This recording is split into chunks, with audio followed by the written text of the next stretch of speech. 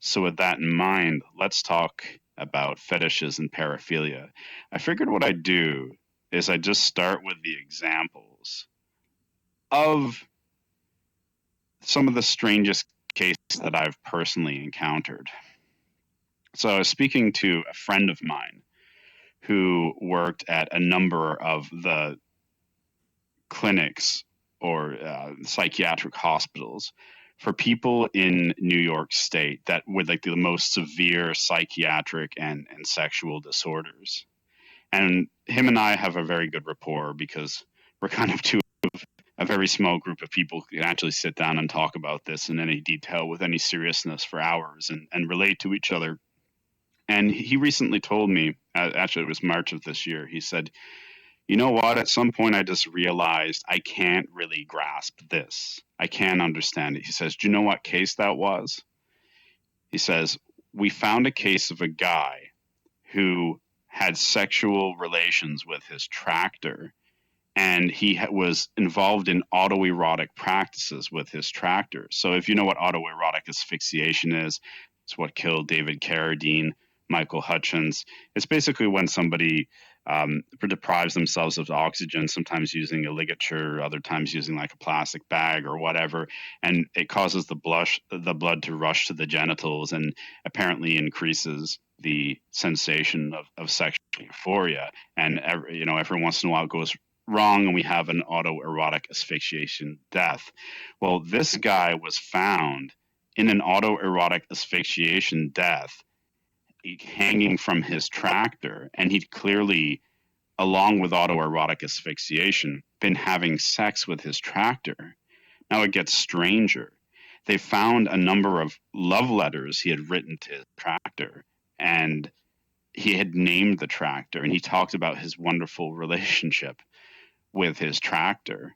Kind of gives a whole new meaning to that song, She Thinks My Tractor's Sexy. You'll never hear it the same again, right? And it was this case that this man who devoted his whole life to trying understanding fetishes, paraphilia, human sexuality, mental illness, where he just went, you know what? Like that was the case where I realized I can only get so close, and then just all understanding of it is lost. Another case I heard about same week, we were at a convention. Okay, I'll start to tell you the story first because it's a good story. This one's in California. A woman, it's late at night, a woman has a terrible headache and she's trying to ignore it, but it gets so bad, she's like, damn it, I'm going to have to drive out to the drugstore, pick up some pills to cure this headache. So she gets out in this rural area in the middle of the night in her car and she starts driving. She's going outside and she sees at the bottom of the hill on a small rural road, there are headlights. And it just strikes her as something shady's going on. Why is there a car parked down on this little road that no one's ever down in the middle of the night with the headlights on? So she makes a note of it. She carries on to the pharmacy. She picks up her medicine for her headache. And then she decides, you know what? I'm going to call the police because I have a bad feeling about that. She calls the police. She relays the information to them. The police go to the spot. They find the car parked on this little off-road with the lights on. And there, in the headlights, is a man having sex with a dead deer, except the dead deer has nylon stockings on. And that was the case that broke that guy. So I start with these really bizarre, extreme examples that are hard to understand, and I think they're kind of amusing stories, just to show you how far out human sexuality can go. And then the sort of questions that we have to ask ourselves about this. So, like in the last case, is it we have a guy who's attracted to deer, or is he attracted to animals more specifically, or is it that he's really into pantyhose and the dead deer was the only thing he had around at that time that he could use to put the pantyhose on? Or is it the combination? Like, how does one have a fantasy of a dead deer in pantyhose? It's just so in many ways absurd, and that's where the comical element comes from it. But I mean, it is very real. It's this guy. It was genuine sexual curiosity with him. So uh, let's uh, let's move on then and talk about where the term paraphilia came from. Think of paranormal, right? Beyond what is normal, outside what is normal. Okay. So we talk about ghosts, it's paranormal activity. It's not normal activity. It's something beyond that. Paraphilia is sort of beyond love. Okay, outside the realm of typical love, and the philia, that is the love part, and you can see that in Philadelphia, the city of brotherly love. And I guess Delphia is brothers. And it was coined by this guy here, Friedrich Solomon Krauss. And he was I think he was Czech-born Austrian psychiatrist. He was an influence on Freud, a number of these other people. And he coined this term, and we still use it to this day. Some people have various problems with it. Those, I think, are being addressed in very mature ways right now. But that's where the term came from. And so it's actually wrong from its inception, unfortunately, because philia means like a fondness for, like almost like a platonic love. Like when they were naming Philadelphia the city of brotherly love, they didn't mean the city of brothers that all had sex with each other or all sexually attracted to each other. They meant like brotherly love, like platonic love. So really, he should have called it paralania. But then, of course, we have pedophilia following from that, necrophilia, all these philias, gerontophilia, all the things I'm going to talk to you about. And so now we're not going to wind back the clock and go, hold on, change the language. It all should be lania. So we're stuck with philia. But you should know that there's an original error in this term. Okay. So I was talking before about the issues that people had with paraphilia and how it's made its way through the psychiatric manuals and such. So, of course, probably the most glaring example of where people have taken umbrage with paraphilia is at some points in time homosexuality or bisexuality. That was considered to be a paraphilia. And now we have a different view of that. And so it's always been under some suspicion. And it's also the idea, too, that, just because you have a sexual interest that's intense and outside the norm, does that make you mentally ill? Or I would argue that it doesn't make you mentally ill. It doesn't arise to that standard. So what happened was around the end of the fourth edition of the DSM, which is like the psychiatric manual, and the new edition, the DSM-5, they started to say, okay, well, paraphilia is a thing, but it's not a problem. What we're looking at are paraphilic disorders, and you need two criterions to meet a paraphilic disorder. The first is that the disorder needs a paraphilic component. I guess here I should distinguish between paraphilias and fetishes. Paraphilia can encompass fetishes. You know how language gets all mixed up and confused, but generally paraphilia means like the act. So the act of whipping someone, for instance, could be a paraphilia, getting off sexually whipping someone, because it's an act. But if the whip itself is what you're attracted to, it's a fetish, because fetish refers to object, whether it's a human body part, and like the tractor is a fetish, right? The deer is a fetish, but paraphilia is more the act. Sometimes it all gets jumbled up and confused. It doesn't really matter too much. The point is, for the first part of a paraphilic disorder, obviously you need a paraphilia or fetish or both.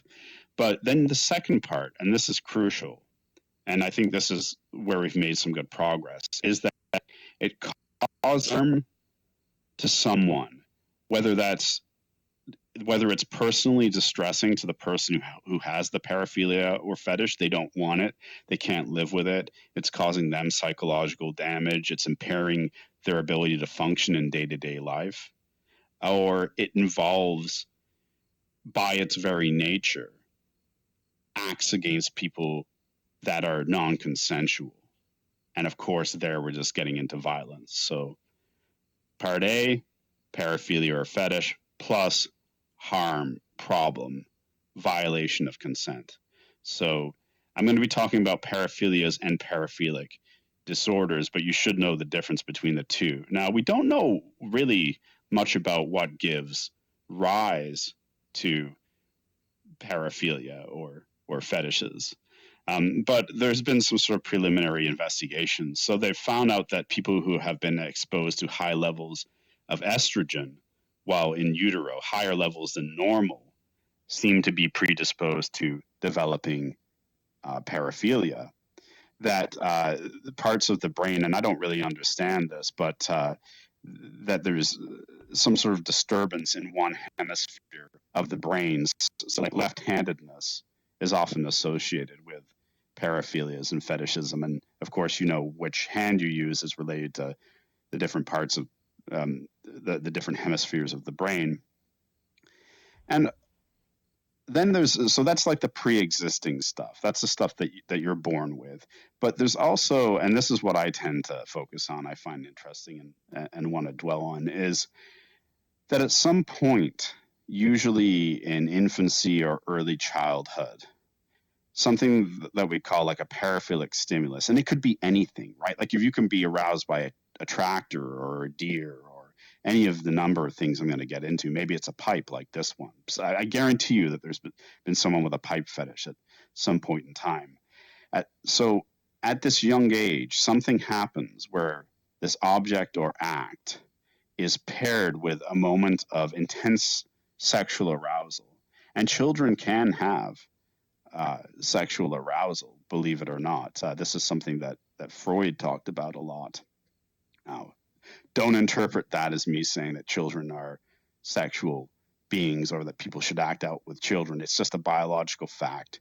Children can have sexual arousal. If you think back to your own childhood, you probably spent an inordinate amount of time at some point playing with your pee-pees and wee-wees. Like it's just is what it is. And so the idea is there's this act or object in childhood, and for some reason, it pairs with the sexual arousal. And the child, as it develops and goes on through life, it sort of becomes conditioned to this. It becomes a fascination.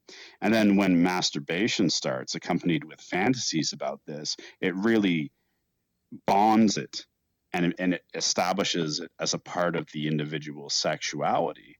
And by the time, say, maybe they're 11 years old or 12 years old, however old it takes them, and they find out, well, hold on, you know, I probably shouldn't have done that. That's not normal. Or, wow, man, my sex life has gone pretty weird now. I didn't know that what I was doing was going to push me in this direction. It's too late. They're already sexually coded. And at that point, it becomes almost impossible to decode their sexuality. So that's pretty much where they come from. If we were to look at it, this is my own diagram. I call this the thematic derivative model of sexual progression. And we're going to bring this up a few times throughout this lecture. But like just to show you here, so what I was talking about, we'll look at the first two for now. The first one, someone is introduced to situationally, they come across something. Maybe they're underneath a table, right? Parents are having dinner, they're underneath a table, and they see all these ladies' feet. It's just a situation they're in, and it hits at that moment of sexual arousal. It then enters their fantasy process, and that's accompanied by masturbation, and maybe the fantasy broadens and expands and changes. And it can go through various levels. It can just become active, as in it becomes a part of their sex life, but it's not what they prefer, but it's something atypical that is part of their sex life.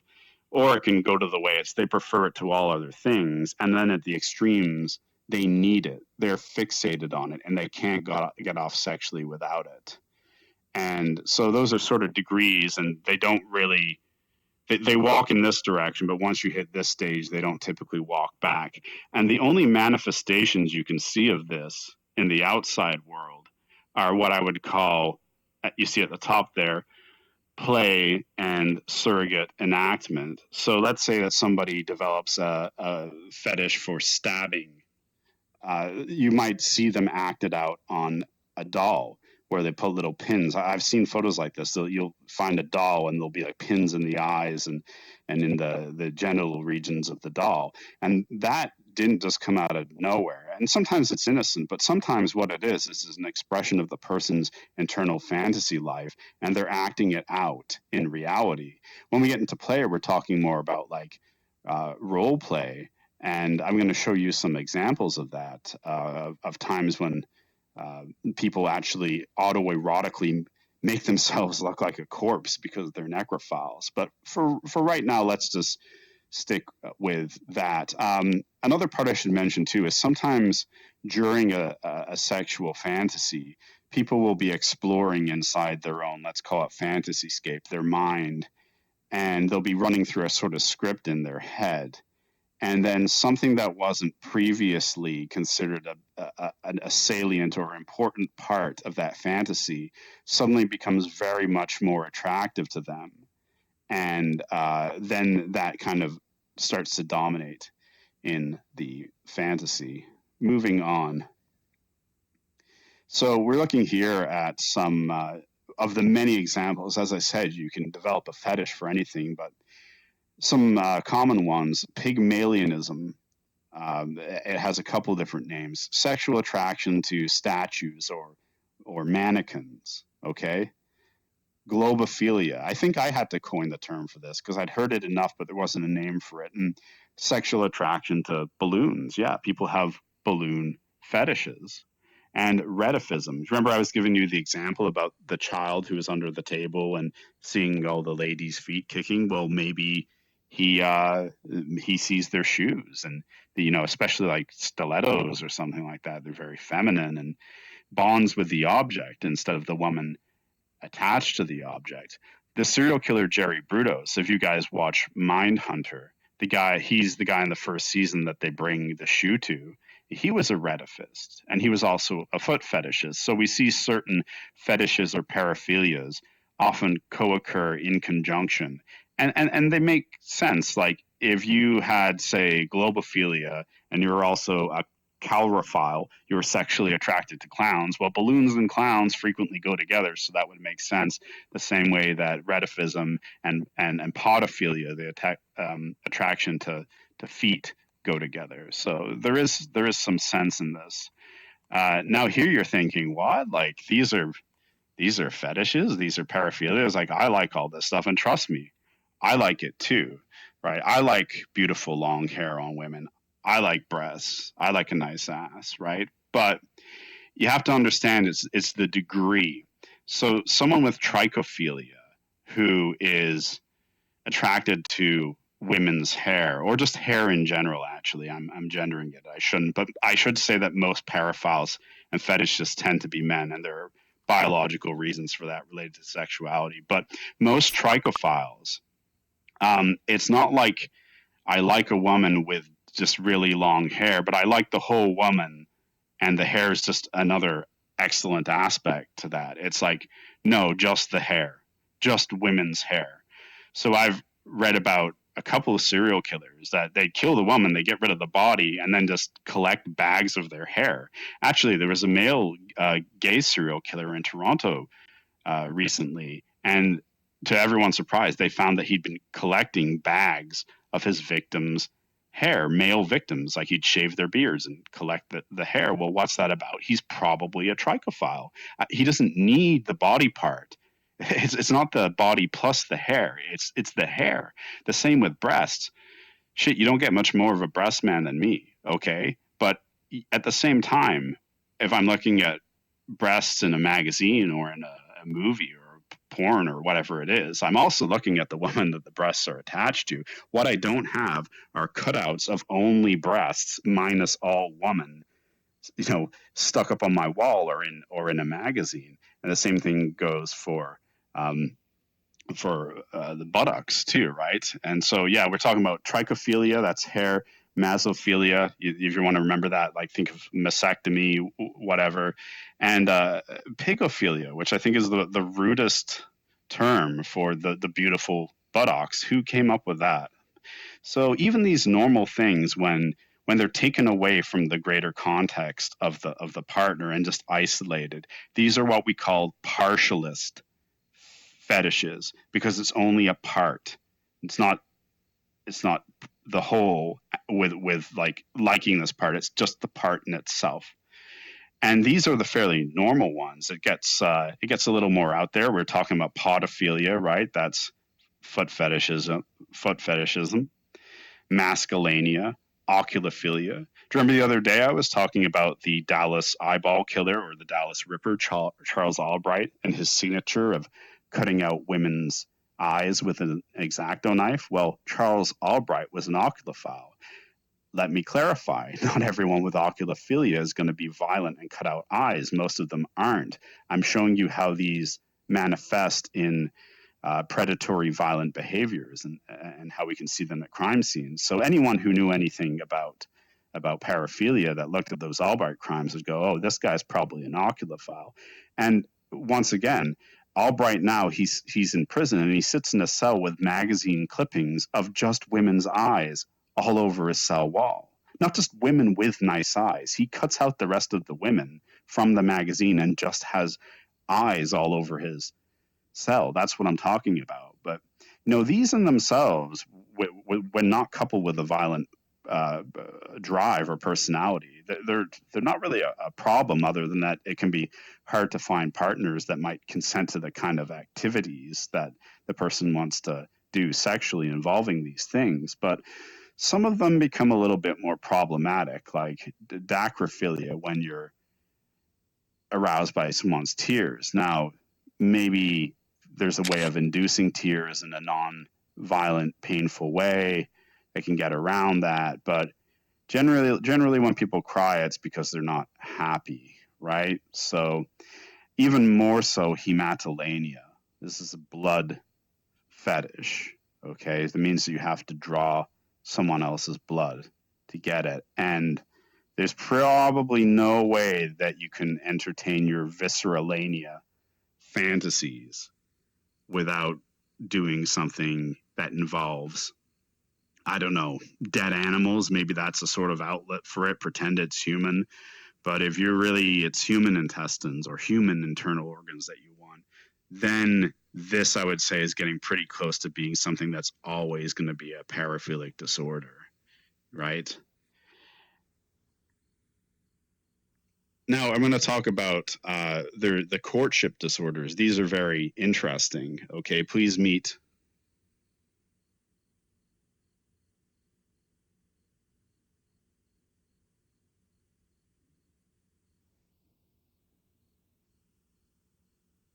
Oh,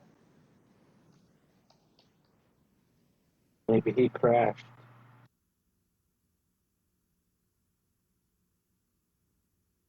yeah, I believe that he Did crashed. he crash? Yeah, give it a minute.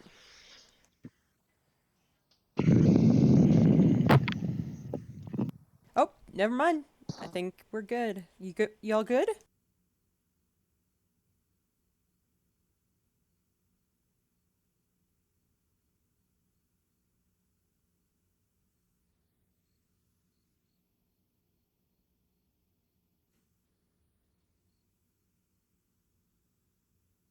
Oh, I think DNA is rescuing.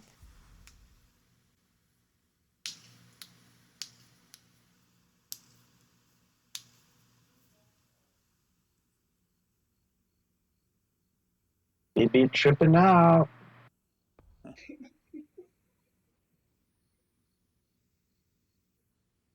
Wait, what he's doing down there?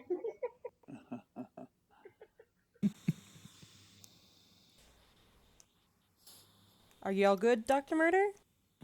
Can you hear me? I can hear you now. Yes, we can hear you. Okay, so what happened was that the light levels changed in my room, and my play area was not found. So I just got to set that up. Sorry. No worries. Yeah.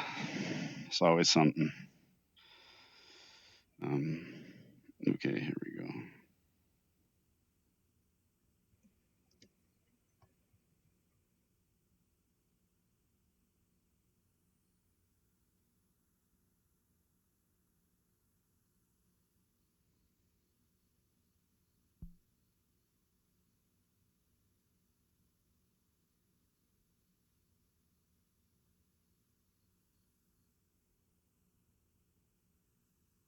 He's doing a little jig for us.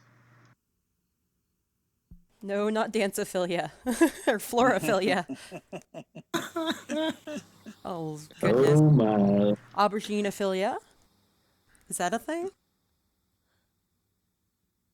How about Sansaraphilia?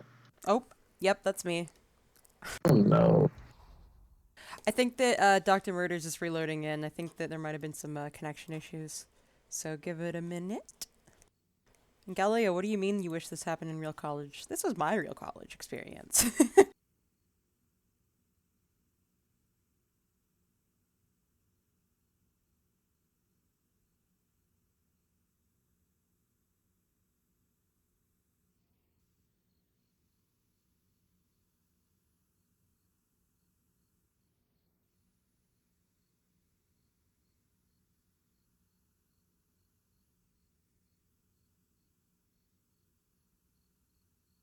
Should I tell a joke or something? Do it. Yeah, go for it. How do you get the one-handed man out of the tree? This is I don't know. Turn Wave off the to other him. hand. Wave to him. Oh There my you gosh. go. What was he Hey! doing up there? I don't know.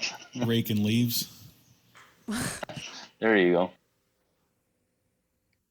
There's more to that joke, but I'm not going to say it. I said cut off his other hand.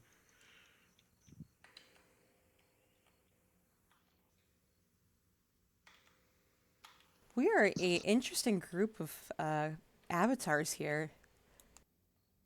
I'm wondering how many like human avatars we have here compared to the other ones. This is really interesting. Got a lot of interesting taste in here. One What do you human, call a guy two with no human. arms and no legs who lies in front of your door? Matt. Matt, yeah. Oh my gosh. What do you call a guy with no arms and no legs who you hang on a wall? What? Art. Oh my gosh.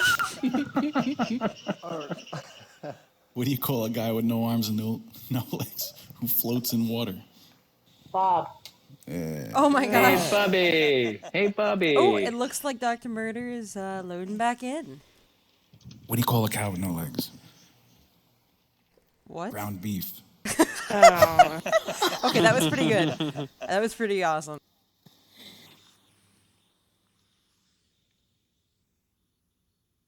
Yeah, I'm not a dad, though. I don't How know. do you explain that one? I'm back. Welcome back. Welcome back. Stuck. Oh god. Yeah, I had to jump through those people Yeah. coming in too. There we go.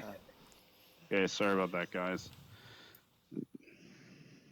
Went dark outside and I forgot. It's the clan.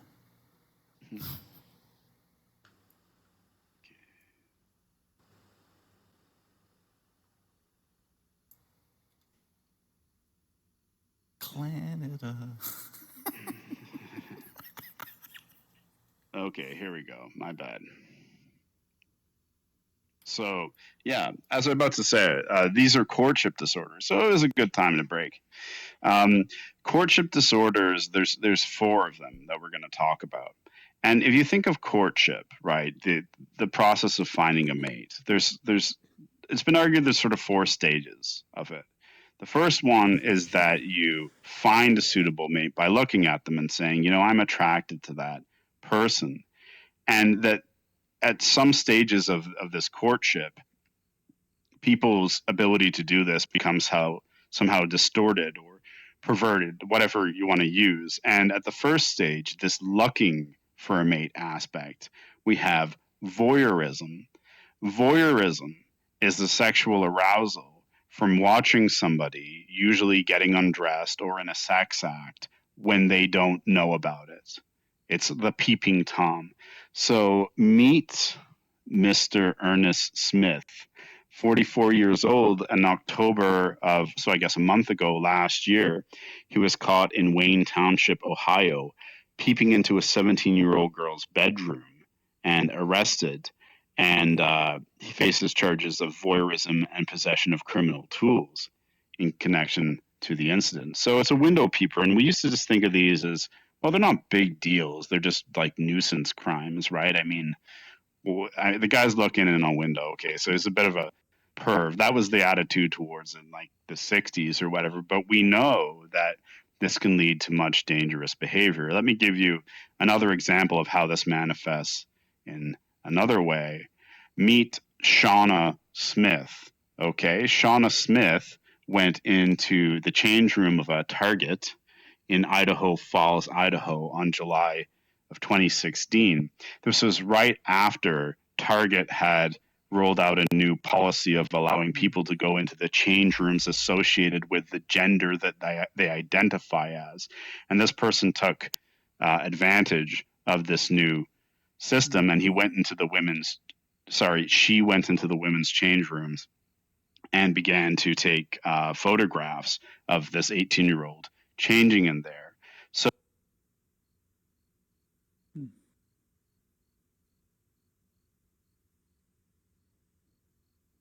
Did he crash? I believe so. Let's give him. I believe so. Let's give it a second. You could think of it like musical freeze tag almost. Except without the music and more murder? I don't know. That would work.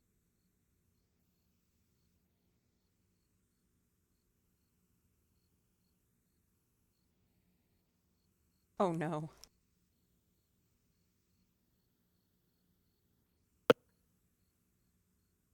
Are you back? Are y'all good?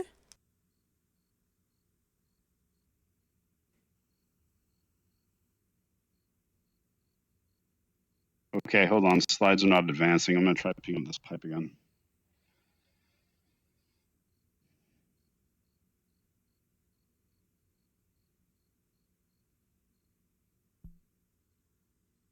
Oh, okay. It must have been lag.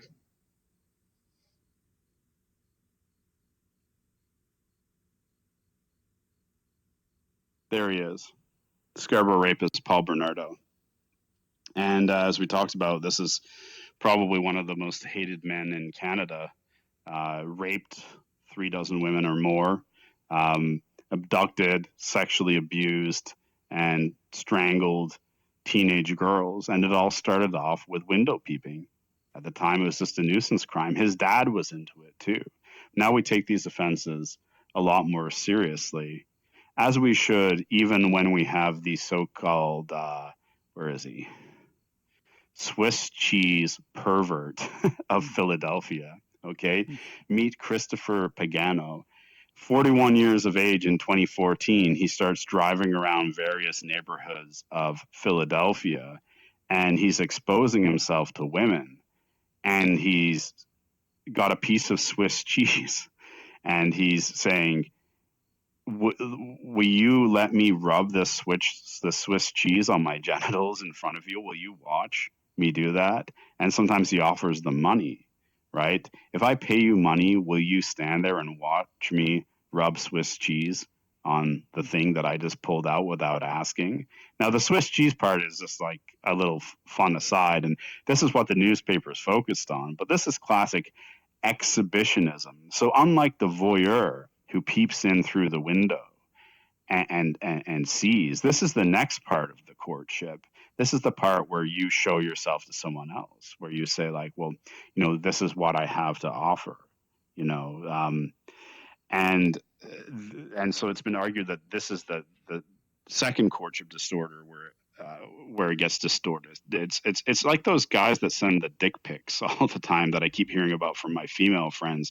They're they're on social media, and rather than, initiating a conversation, hi, I'm Christopher, how are you, what are you interested in, because they've already decided who they like.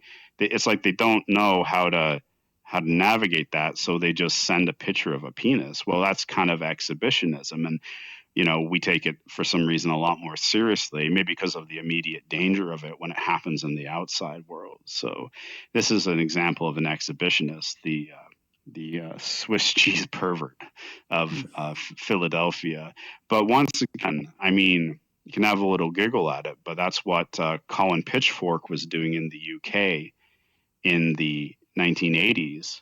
This was actually, incidentally, the first man ever convicted on DNA evidence. His case started the whole trend.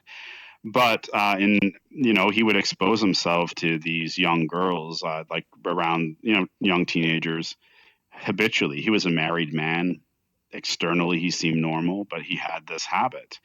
And then in 1983, it escalated to violence. He exposed himself to a girl and then raped and killed her. And then it happened again in 1986 in the Leicester area. So once again, we now understand these to be what we would call preparatory paraphilia, in that they may be in preparation for a future attack.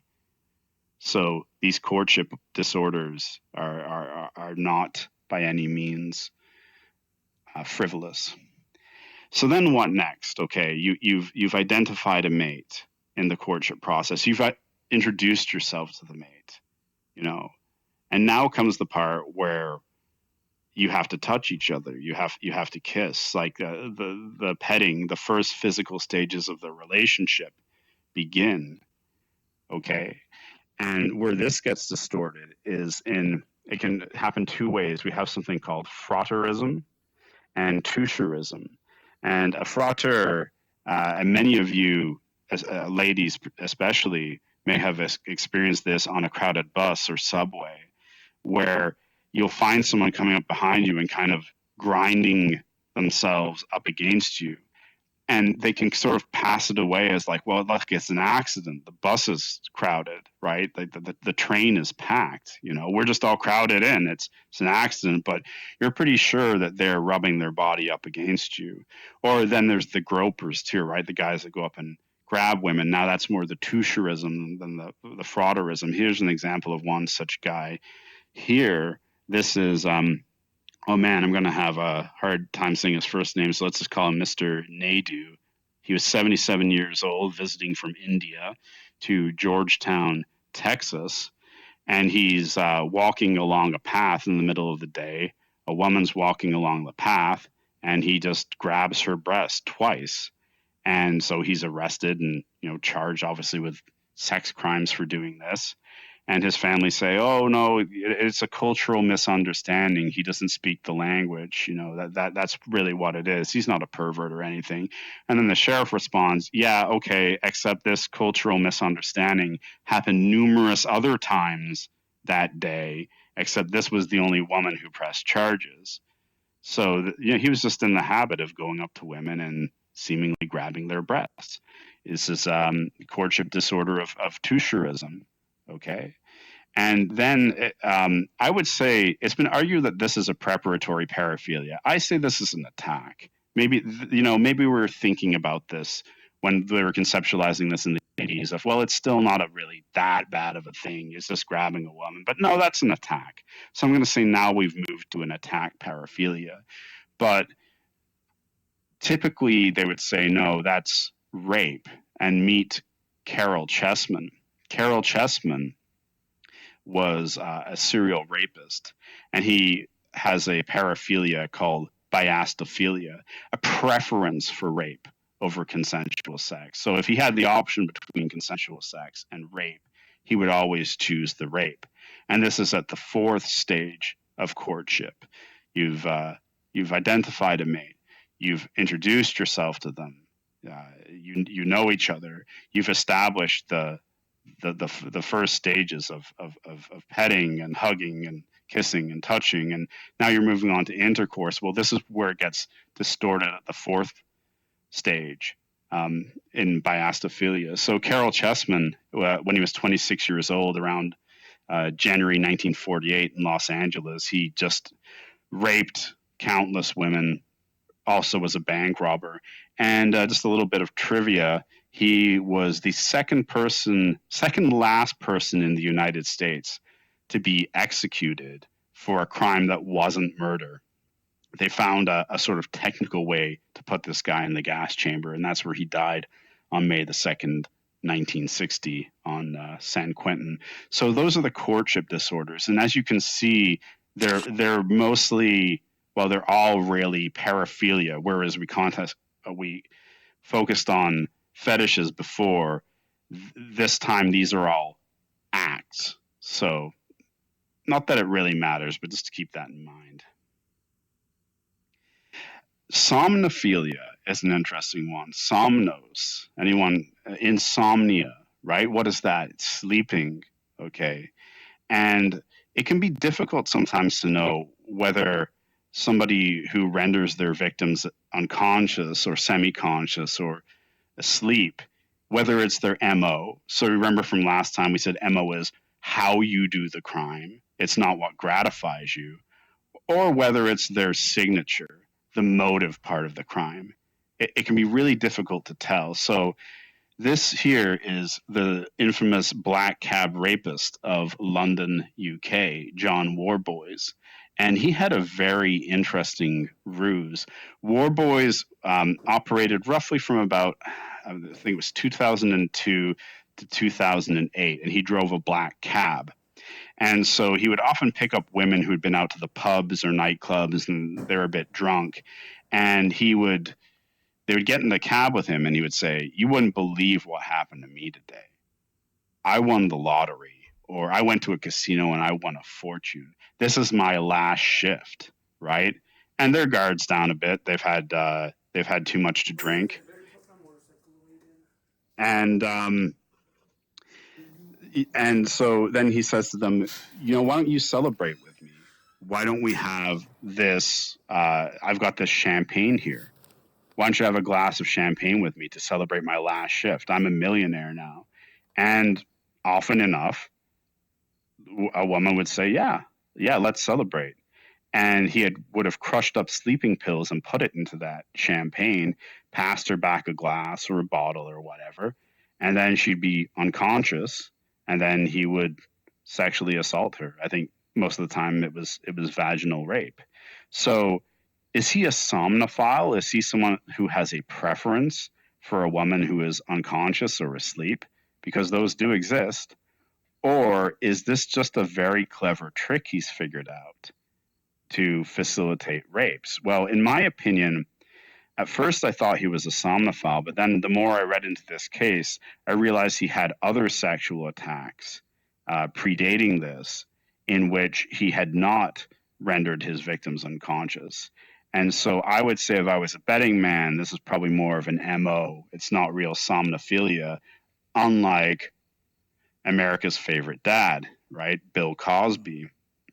We're talking about a career spanning from, I think it was the 60s to the end of the 20th century of sexual assault. He's finally convicted on 3 counts of indecent assault. The last time I checked, he was imprisoned in Arizona.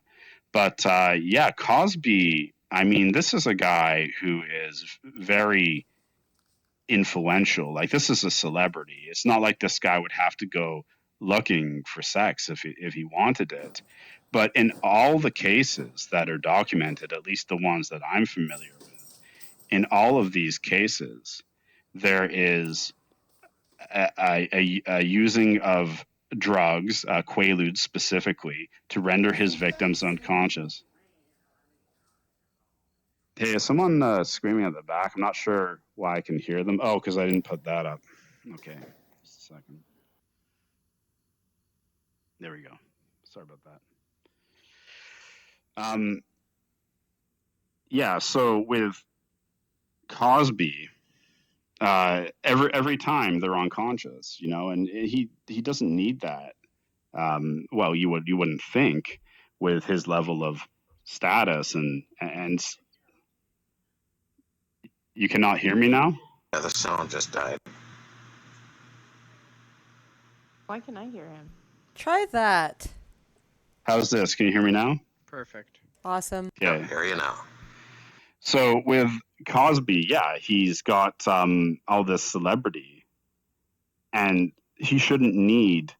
Really, you'd think that he could get any number of women, but he commits these repeated sexual assaults, and he always knocks them out with quaaludes.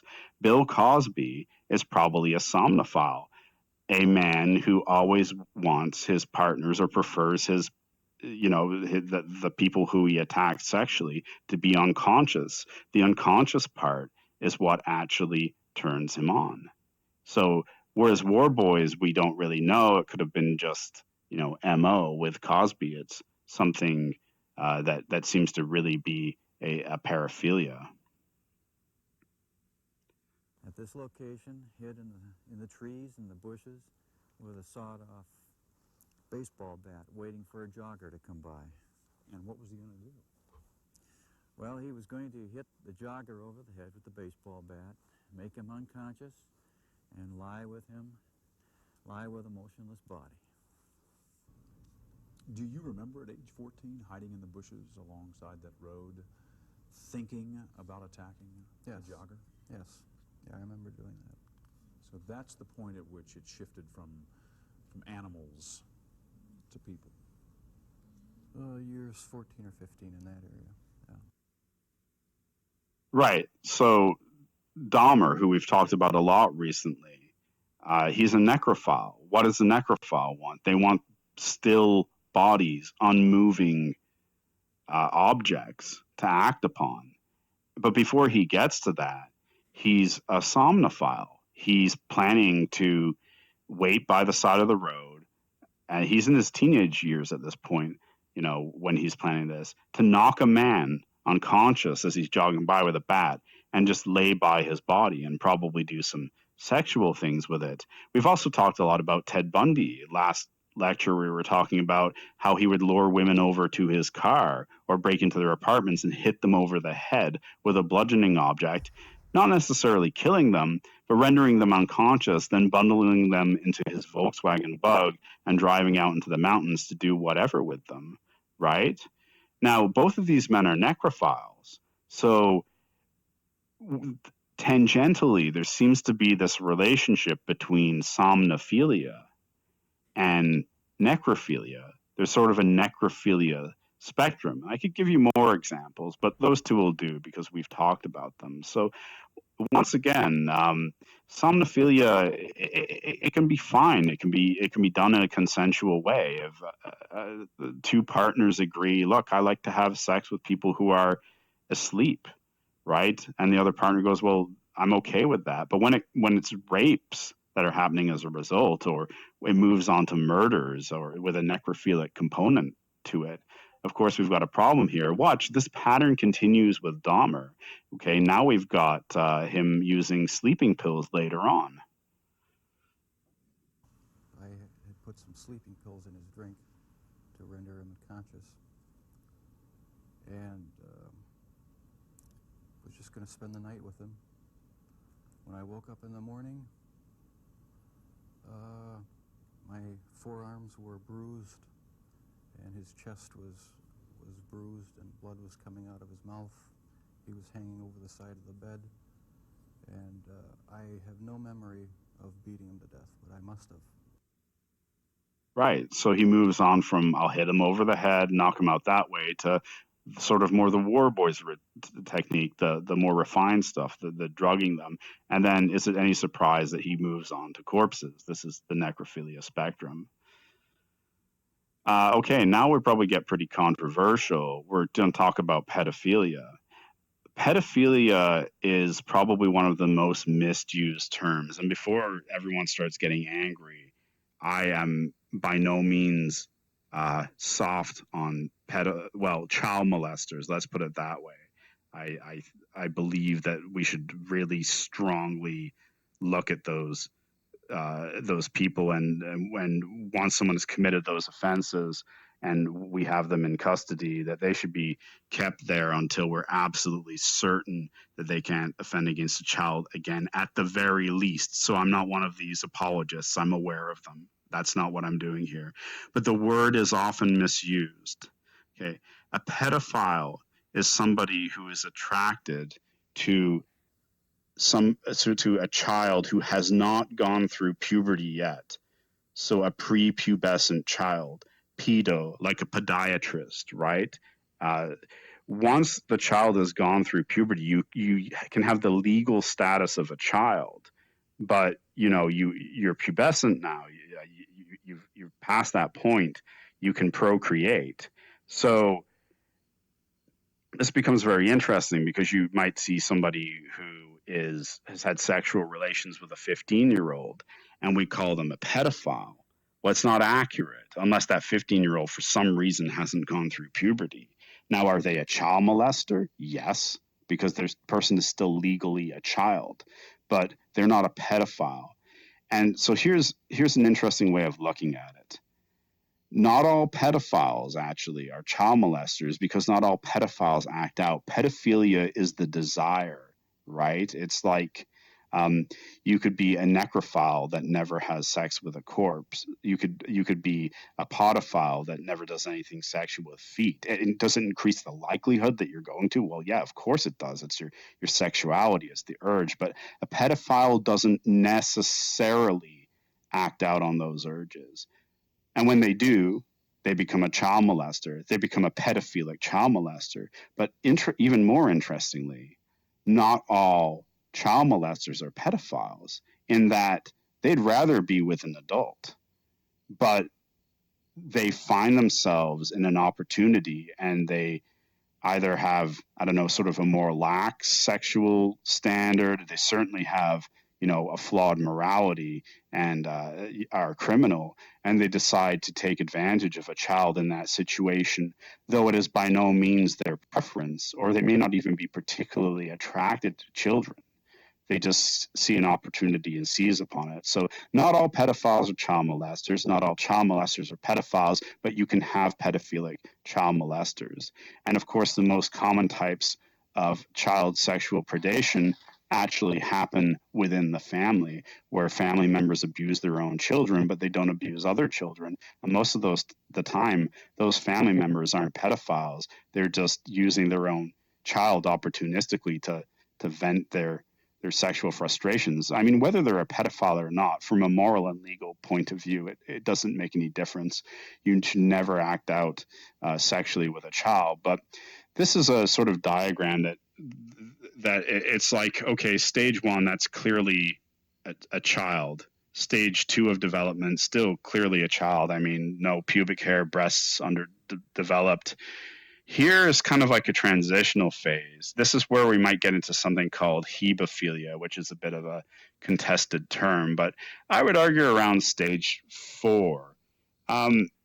If someone's attracted to that, they're not a pedophile, okay? If that person is still under the legal age, yes, if they have sex, consensual or not, with that person, they will be a child molester, but it's not pedophilic to be attracted to that body type. And of course, this is a fully developed woman there. So usually that's the part of the presentation where I start shaking in my britches the most, because I know it's the most contentious, but which is kind of funny given the other stuff that I talk about. But let's just move on from that. That's an important thing. And you'll notice people on social media having these arguments, and it's like they're talking past each other because they're not using the same vocabulary and they don't have the same understanding of the terms.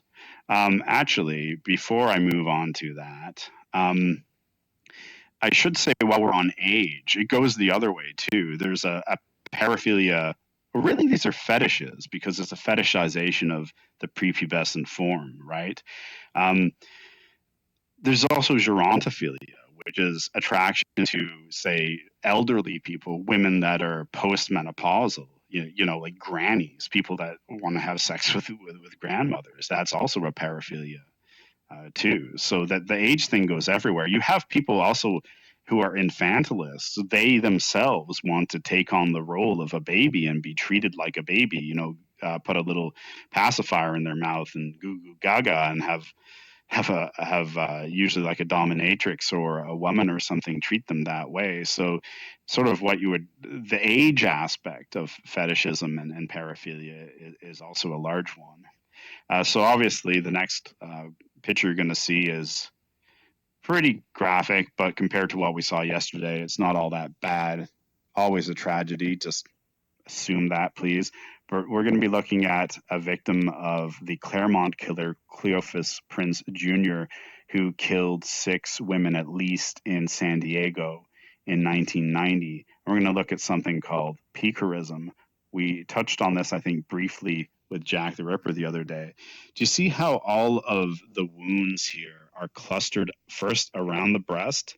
So they'll be clustered around the breast, buttocks, or genitals, or sometimes the lips, even like erogenous zones. That shows you the sexual element of it too. But they're not, if you were to clean the blood off that, you would notice that they're not these deep, angry stab wounds. They're this sort of needling, okay? And that's a sexual activity that we call picarism. So short stab wounds clustered in an area, usually around an erogenous zone. And that can often it can just stay there. Someone can just be a picarist, but I've seen plenty of times in lust murder cases, especially with serial killers, it turned into something that I call mutilophilia, where like with Jack the Ripper, who started off with the stab wounds and then started to rip to open up. It moves from picarism to mutilophilia, the opening up, the mutilation of someone and getting off on that. So I'm going to show you a quick example of that, and then we'll move on. This is from the Rostov Ripper, Andrei Chikatilo, one of his victims, and he started off with this stabbing thing too, and then he moved on to this. That's a good thing it's dark, really, but that is basically the abdomen of one of the victims open up, and you can see there's entrails coming out. So one can lead to the other. And going back to my model, you'll see here something I call a thematic progression. Well, there's a theme here, right? Making incisions, stabbing, cutting, slashing. And so you can start off with like picarism and it's making incisions, and then it thematically progresses. So in the fantasy life, it's like now when I think about doing it, I go from these little stab wounds to like opening up, and then next time I'm going to pull the guts out. So that's how that progresses along a thematic line. And we also saw this in the case of Peter Sutcliffe, the Yorkshire Ripper, who we talked about in the last lecture too. Started with stabbing, went to opening people up, much in the same way Chikatilo did, much in the same way Jack the Ripper did, etc., etc. Okay. This one is a fun story to talk about. This is the case of Kenneth Douglas, okay? But it really doesn't begin with Kenneth. That's not the way I like to tell the story. I want to begin with telling the story of the murder of Karen Range. She's 19 years old on August the 19th, 1982. And a guy called David Steffen comes to her door posing as a door-to-door salesman. Now, what is this? We talked about this last time. It's a ruse or con, the same thing the Boston Strangler used, okay?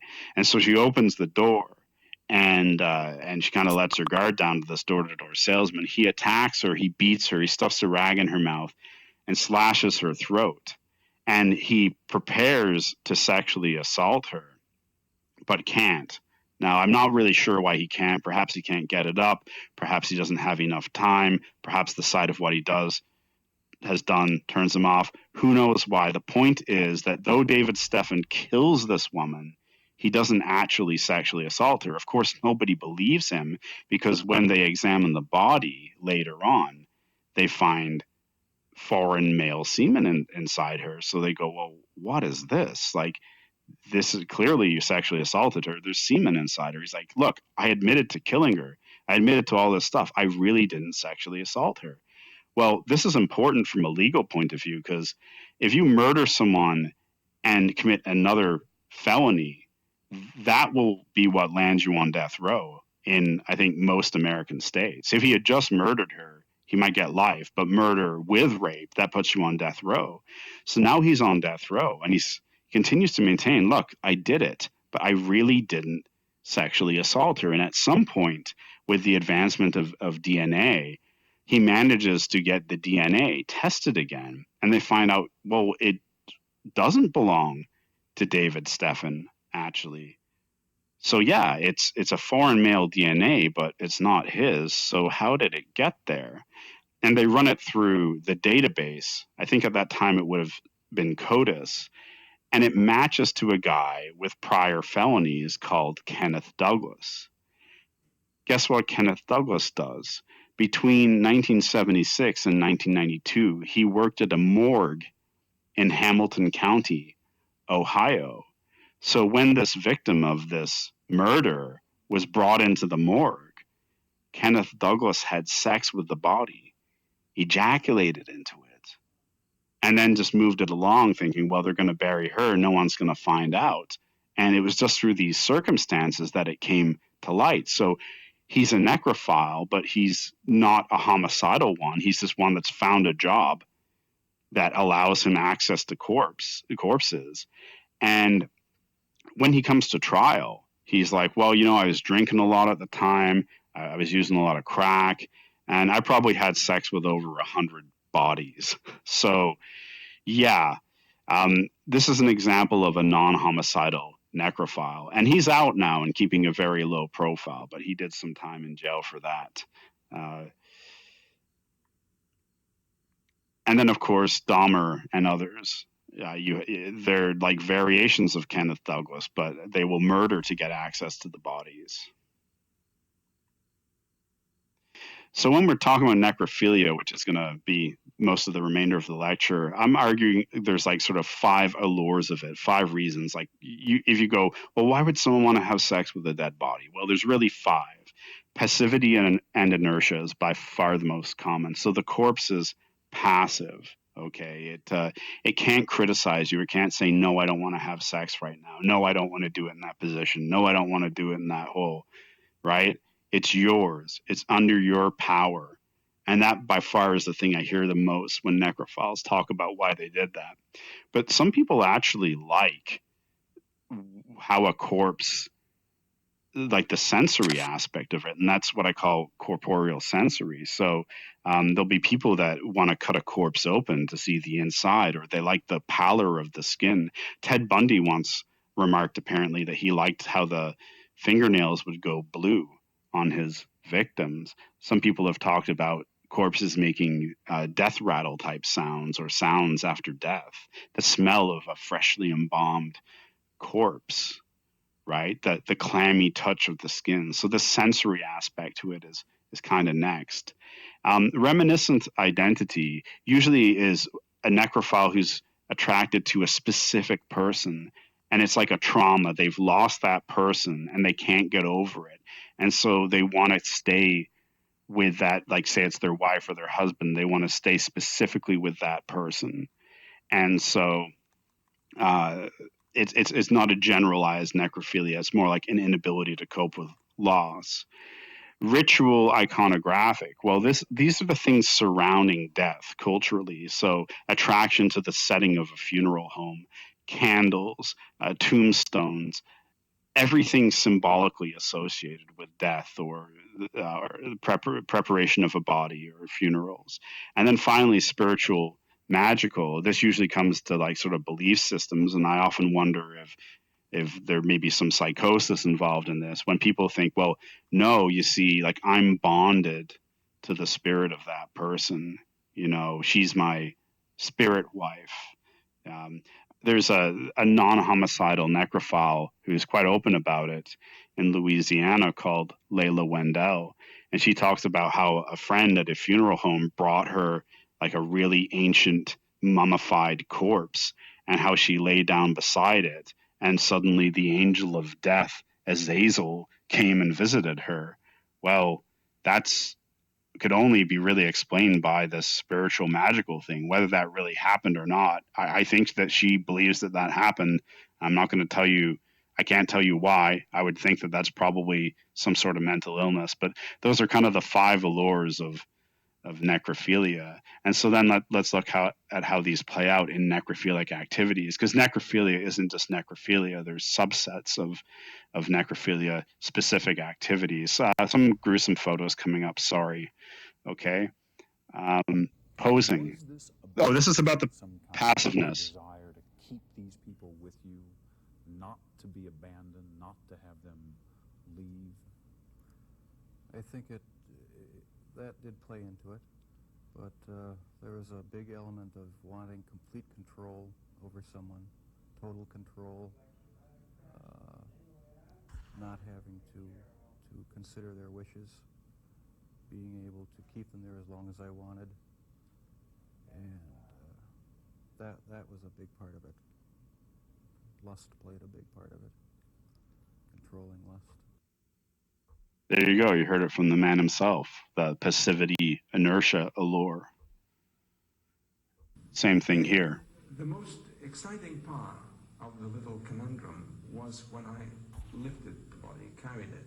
It was an expression of my power to lift and carry and have control. And the dangling element of limp limbs was an expression of his passivity. Yes. So These two opposite things, I mean, it was my power and his passivity. The more passive he could be, the more powerful I was. The more powerful I was. So both turned on by the passivity and inertia of the corpse. That was a big element for them. Although with Dahmer, there was much more, as we'll see. Posing a body. Necronopositophilia. Yes, sir. And you strangled her. Did she die? Yes. All right. What did you do then? After that, since I was in the sexual fantasy, I went ahead and stripped her, and probably went ahead and I'm not sure if I tied her up at that point in time. But anyway, she was nude, and I put her on a blanket, went through her purse, some personal items in the house, figured out how I was going to get her out of there. Eventually moved her to the trunk of the car.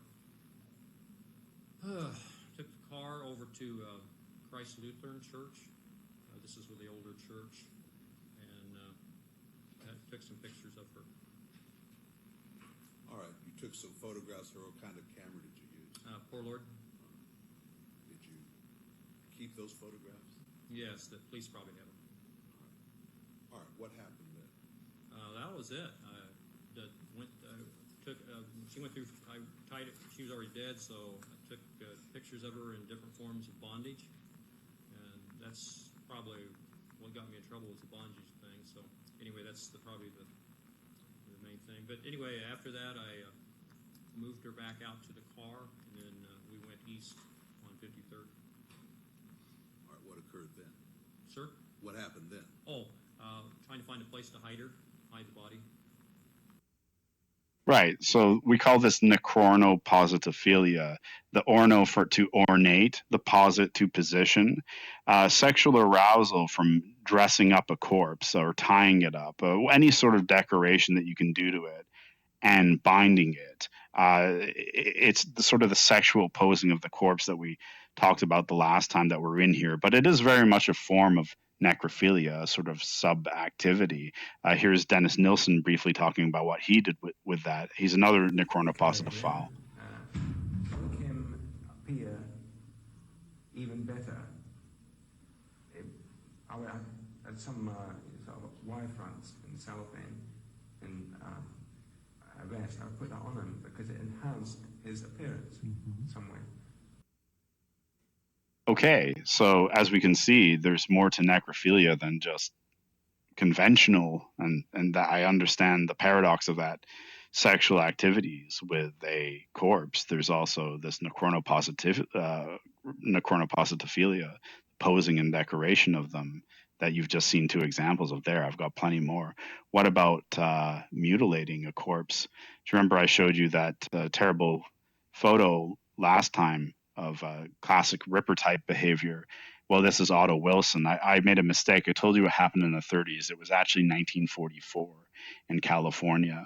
And one day he killed two women and savagely mutilated their bodies. He always killed them quickly so he could get to mutilating the bodies. And this is the part of the corporeal sensory, wanting to open them up, wanting to make incisions, see what was on the inside, playing around with the corpse. I'll just briefly show you that crime scene photo again. This one's pretty bad, guys. So if you're squeamish, look away. 1, 2, 3. go. Necromutilophilia. There you go. Cutting up a corpse, spending all your time. What's on the inside there? You know, what would be? It's so common among necrophiles. It's unbelievable. But people have only just really begun to talk about this. And so now I want to talk about a reminiscent identity case, which I find to be personally pretty damn fascinating. And I met a guy in Brooklyn one time, and he wanted to make a puppet, a movie with puppets based upon this case. And that is the case of Karl Tanzler over here. Karl Tanzler was born in Germany in the 19th century, and he made his way over to the United States, passed through Cuba, settled in Key West, Florida. He had a wife and children, but he didn't really have much time for them, and he became a radiologist. Before he got to the United States, while he was in Germany and while he was traveling in Genoa, Italy, he claimed that he was visited by a dead ancestor called the Countess Anna Constantina von Kassel, and she told him, "You will meet your true love one day, and she will be an exotic, dark-haired woman."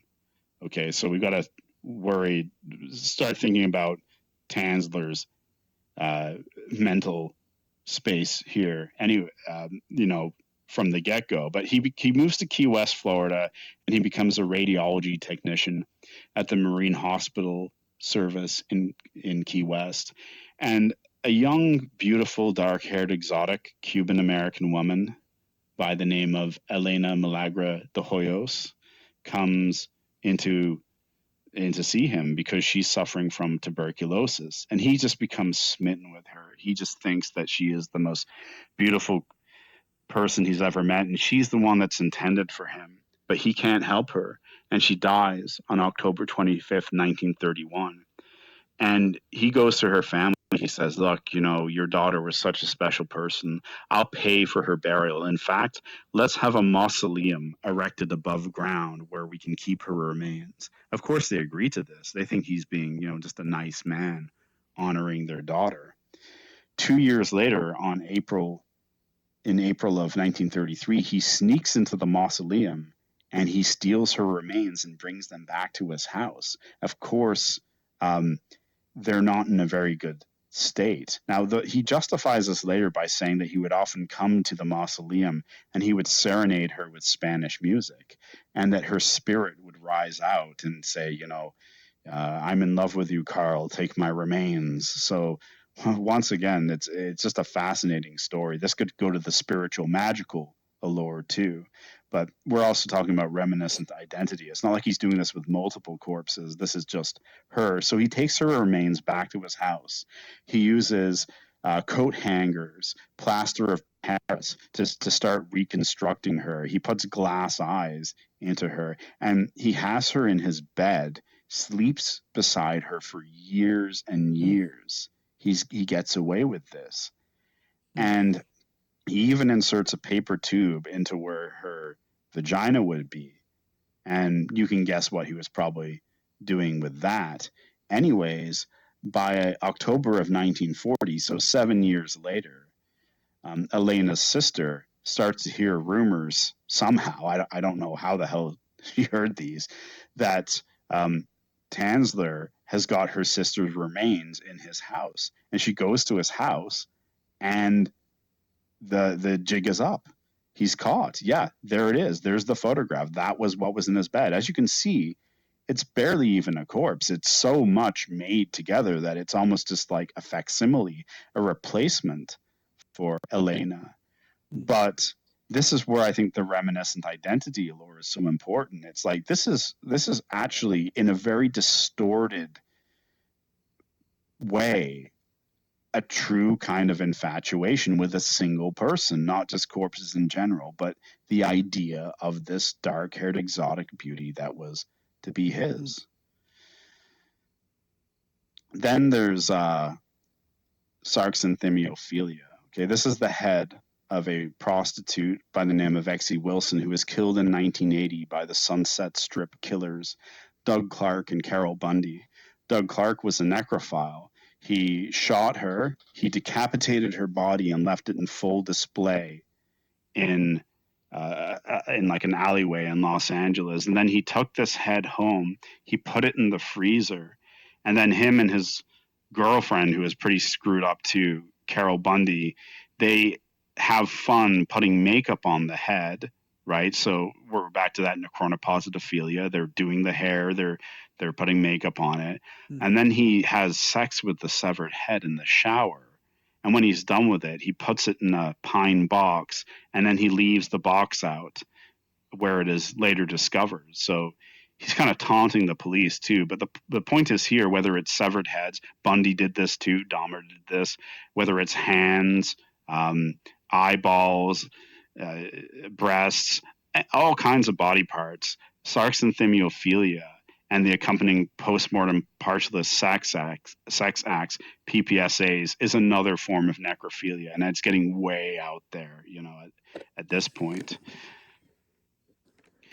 Meet the vampire of Dusseldorf, Peter Curtin. He was a hematolanus. Remember we talked before about the blood fetishists, the people that see blood and get intensely sexually aroused? Well, he was a serial murderer in Germany in the periods between the First and Second World War, Weimar Germany for you historians.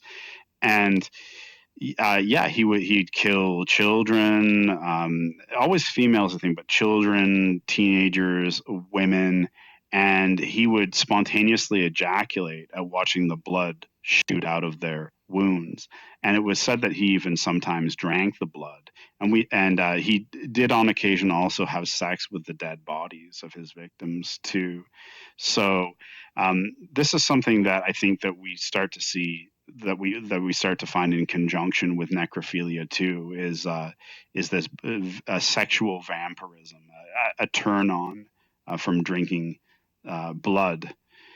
And okay, we're getting to the end here, so you can imagine what's probably coming up next. We also, if vampirism is frequently, sexual vampirism is frequently associated with necrophilia, then of course so is cannibalism. Those are pieces of a Dutch woman called Renee Hartevelt, and there's a little rice on the side. That will give you some context for the story I'm about to tell you. The year is Paris. The year is 1981. The city is Paris. Renee Hartevelt is I think she's 23 years old. She's a tall, beautiful Dutch woman, 5'10", and she meets this diminutive man in his early 30s from Japan. That man's name is Issei Sagawa, and he's very socially awkward. He's about 4'9". He can't make any friends, and Renee pities him. And what she doesn't know is that he is completely infatuated with her, and he's always had fantasies his whole life about eating a beautiful white European lady. It's just been always there. And he tried to act out on it on other occasions, but never quite got the nerve up. Well, unfortunately, in 1981, he did, and he plays on Renee's sympathies, and he says, "I'd like you to come over to my apartment. There's a poem I really like. I'd like you to read it into this microphone, and so I can record your beautiful voice reading it." So she does. She's got the book open. She's reading it into the microphone, and he sneaks up behind her with a rifle and shoots her in the back of the head. He then has sex with her dead body, right? So once again, your necrophilia. And he starts biting into it with his teeth, trying to eat it as if that's going to work.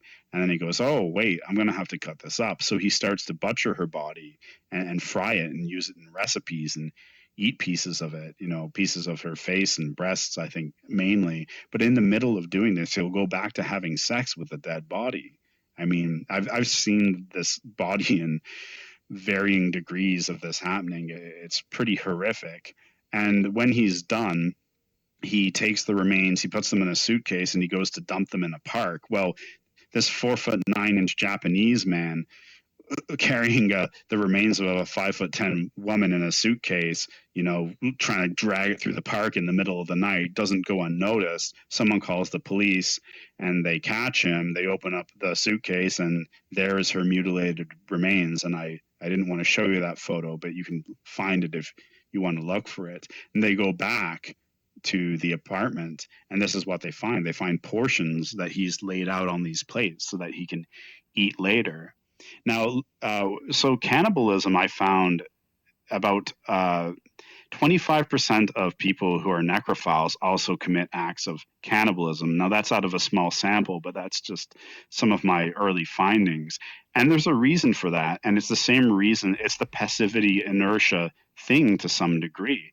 Listen, Issei Sagawa gives pretty much the same reasons as Jeffrey Dahmer. He wants the person to always be a part of him. So let's hear Dahmer talk about that. Why the cannibalism? That was another step. It made me feel like they were a permanent part of me. Besides the just mere curiosity of what it would be like, it made them feel that they were a part of me, and it gave me a sexual satisfaction to do that. Permanent part of me. They can never leave. So whether the body's on the exterior, you're just keeping the skulls around, or whether you're physically ingesting them, it's the same impulse. And I think that's why we find cannibalism and necrophilia often in such close proximity. There was a little bit more I did want to talk about, but I think it's about time I wound the lecture down. However, I do want to show you my little typology of homicidal necrophiles based upon what everything we just talked about. So if you look at these two axes here, the horizontal one, we can call it the destructive preservative, right? And destructive necrophiles are those who mutilate the corpses and who eat them. A lot of the activities that we've talked about. So your Ted Bundys, your Dahmers, your Andre Chikatilos, your Peter Sutcliffes, right? And the preservative ones are more like your I'm trying to think if I gave you an example like this, but on the like Kenneth Douglas, for instance, like he wasn't homicidal, but he never mutilated the corpses. He simply had sex with the bodies as they were. So that's one axis there. And then the up down one is what I call cold warm. So a body still in a twisted way, after, up until about 2 hours in a temperate room, a body can still look kind of like a living person. It doesn't move, but it hasn't changed so much that you can't fool yourself. So that's important when contrasting it with people who I would call cold necrophiles, who will have sex with the body after that point when it starts to go through rigor mortis, or it starts to, the blood starts to pool into one place and you have lividity, or people who even, will masturbate over rotting remains or keep skull trophies. So if you put those together, they kind of broadly yield 4 categories. So category A is somebody who will mutilate and potentially eat a victim, and have sex with their remains. And this will happen when the remains are well past the 2-hour mark. So in that category, we've got like your Dahmers, your Ted Bundys, your Ed Kempers from Mindhunter. In category B, yeah, they'll lie with the remains after 2 hours, but they won't mutilate them. And I haven't talked as much about those offenders, but some good examples of that are the Green River Killer, Gary Ridgway, the Monster of Rillington Place, John Christie.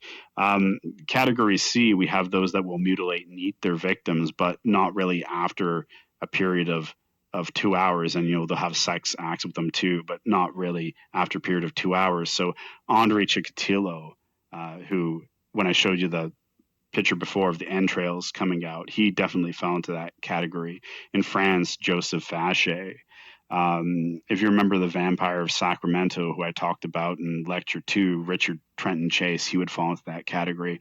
And then finally, probably the most common, and that's why we don't hear about them as much, because their crimes are the least sensational, but happens fairly often in sexual homicides, are people that will kill someone and they won't mutilate them, but they'll rape their corpse after the fact, and that's your category Ds. And the interesting thing is that's where I found so far the highest cluster of psychopaths.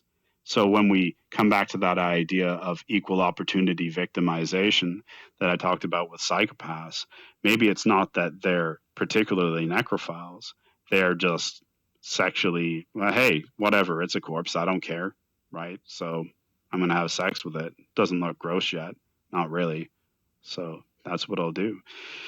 And so with that in mind, I think I've gone a little bit over my regular allotted time, and we won't do the case of Armin Maivez and Bernd Brandes because I feel that I've already been rough enough on the Germans, perhaps. But And then later on, one lecture left, guys, October 21st, and we'll talk about the one paraphilia, which is incredibly important in homicide, that I just wanted to give a whole session to itself, and that is sexual sadism. And we'll also talk about sexual masochism. So that's on Monday, same bat time, same bat channel.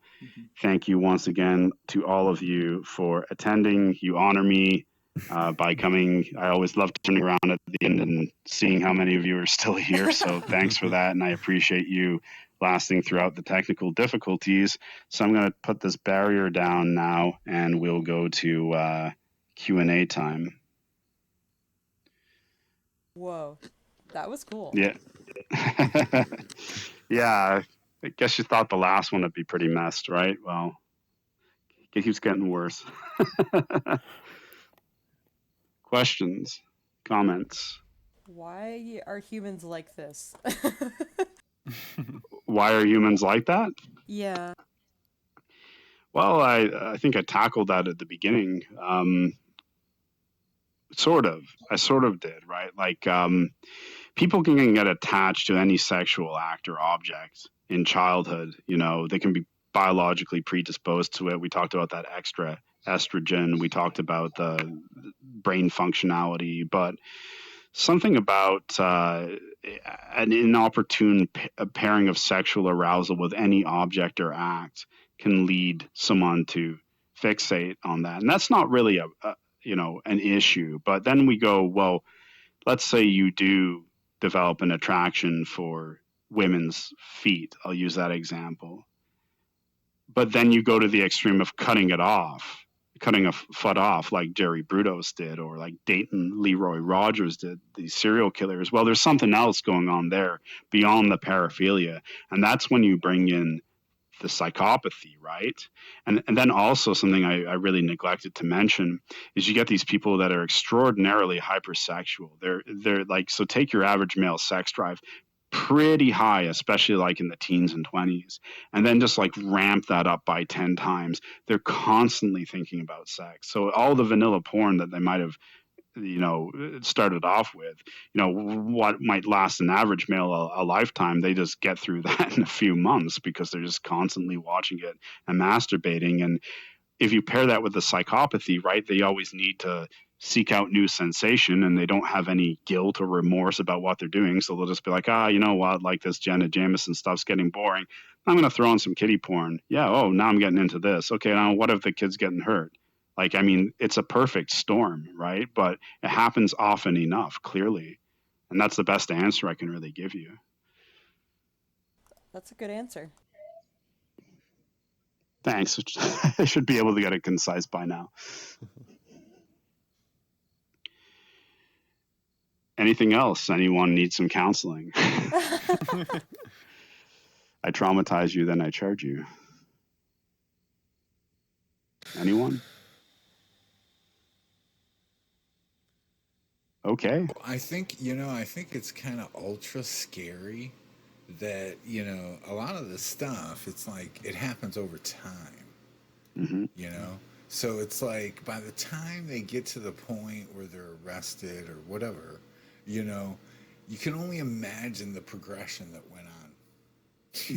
Inside, right? Like it's all invisible. It's going on in their head and, in their fantasy life and in their private masturbatory practices. But that's why when I showed you that little graph and I was saying the surrogate activity and role play, those are really the only times, especially with violent offenders, where we can see these really dark fantasies manifest. So that kid that's chopping up cats, that kid that's burning dolls, or the person who's visiting say prostitutes to get them to lay still and take cold baths and put on powder so they look dead. It's only in this sort of role play or in this surrogate acting out on non-human objects that we begin to get a glimpse that there could be something wrong with this person, because the rest of it all occurs in their head until they start hurting people, right?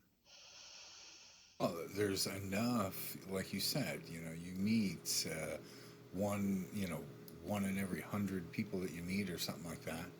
Okay, it has some psychosis, major psychosis. Psychopathy, right. psychopath, yeah. So imagine that the people are, you know, around you, the million people that live around you. Right. And all that, yeah. All that's going on in the process. Yeah.